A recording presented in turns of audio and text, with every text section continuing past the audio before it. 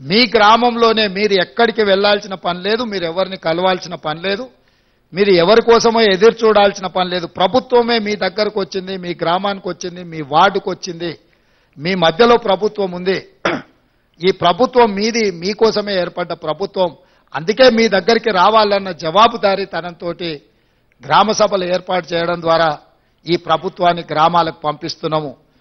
గతంలో గడీల మధ్యలో జరిగిన పరిపాలనను గ్రామాల మధ్యకు తీసుకొచ్చి గ్రామ సభలు పెడతామని ఎన్నికల కంటే ముందు మేము మాట ఇచ్చినాం. ఆ మాట నిలబెట్టుకోవడానికి 100% మేము ప్రయత్నం చేస్తున్నాం. డిసెంబర్ 7 తారీఖు నాడు మేము బాధ్యత తీసుకుంటే జనవరి 7 తారీఖు లోపలనే ఈ లబ్ధిదారుల యొక్క వివరాలన్నీ సేకరించే ప్రయత్నాన్ని మా ప్రభుత్వం పూర్తి స్థాయిలో మేము పని చేస్తున్నాం. మీడియా మిత్రులకు కూడా నా సూచన, పూర్తిగా సహకరించండి. ఇది ప్రజల మేలు కోసం, ప్రజల బాగు కోసం, నిస్సహాయులకు సహాయాన్ని అందించడం కోసం తీసుకొస్తున్న పథకము. దీన్ని ప్రజలందరికీ చేరేసే విధంగా మీరు మీ బాధ్యత నెరవేర్చండి. మీరు మేము కలిసి పనిచేస్తే ప్రభుత్వం యొక్క పథకాన్ని ప్రజలకు చేరవేయాలంటే అనుసంధానకర్తలుగా వ్యవహరించాల్సింది మీడియా మిత్రులే.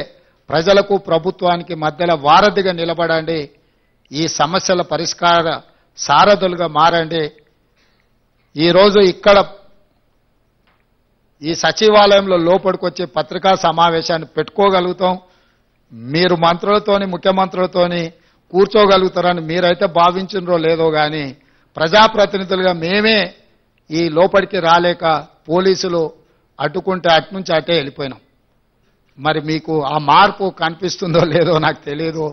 ఖచ్చితంగా ఆ మార్పును మీరు చూస్తున్నారు. భవిష్యత్తులో ఇక్కడ ఇదే హాల్లో పూర్తి స్థాయిలో మా మంత్రివర్గ సహచరులు, ఉప ముఖ్యమంత్రి గారు, మేము కానీ ప్రభుత్వం వైపు నుంచి అధికారిక కార్యక్రమాలు ఏమైనా చేపట్టినప్పుడు ఇక్కడనే పత్రికా సమావేశాన్ని ఏర్పాటు చేయడానికి ఒక మీడియా కాన్ఫరెన్స్ హాల్ కూడా క్రియేట్ చేయమని చెప్పి మా చీఫ్ సెక్రటరీ గారికి మేము ఆదేశాలు ఇవ్వడం జరిగింది. తొందరలోనే ఇక్కడ మీడియా మందిరం ఉంటుంది. మేము స్వేచ్ఛనిస్తాము.